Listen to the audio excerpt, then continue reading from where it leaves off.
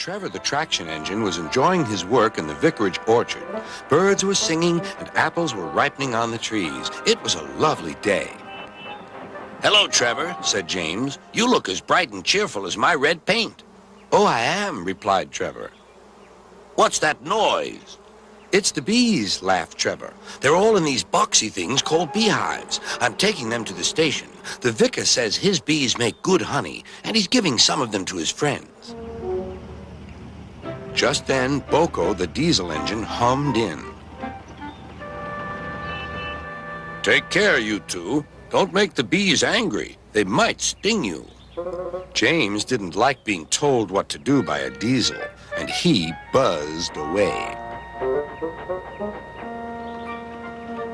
"Goodbye, Trevor," called Boko, and set off to see Duck at the next station.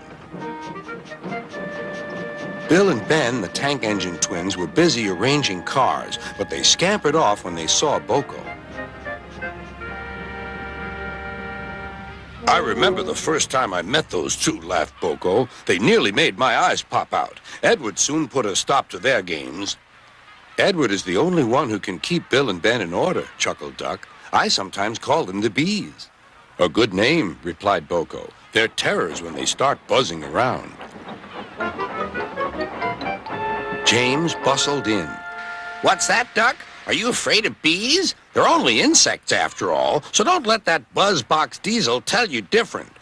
"His name is Boko, and he didn't.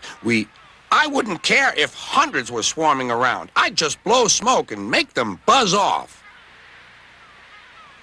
"Buzz, buzz, buzz," retorted Duck. The next morning, James arrived at the station to collect his coaches. The passengers were excited and keen to get on board. The platform was crowded, and the porter was in a hurry.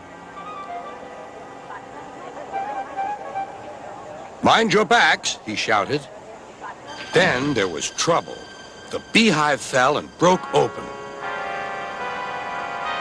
The station cleared like magic. James heard a familiar buzzing. The bees were too cold to be cross, so they buzzed around the fireman, hoping he'd mend their hive. But he didn't understand, nor did his driver, so the bees turned to James. His boiler was nice and warm. "Buzz off! Buzz off!" hissed James. One bee burnt his foot. "Ooh! Ah! Ah! Ooh!" The bee thought James had burnt him on purpose.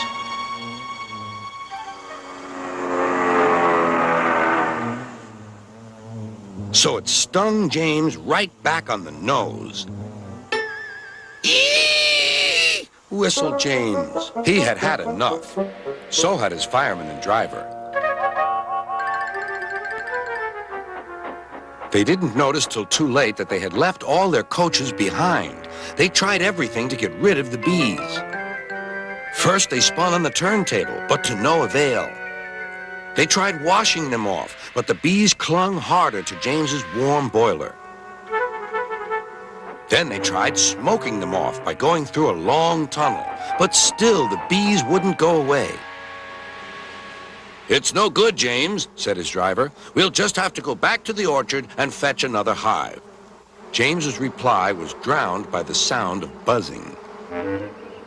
The vicar was waiting anxiously for James. When he arrived, the bees swarmed straight into their new home. "Come on, James," said his driver. "What you need now is a good hose down." Later that evening, James was resting in the shed when the vicar came to see him. "Thank you for saving my bees," he said. "It's a pity it's not Christmas. Then we could call you James the Red-Nosed Engine." Everyone laughed, even James. But instead, they decided to call James the Bee's Knees, which means they thought he was more useful than ever.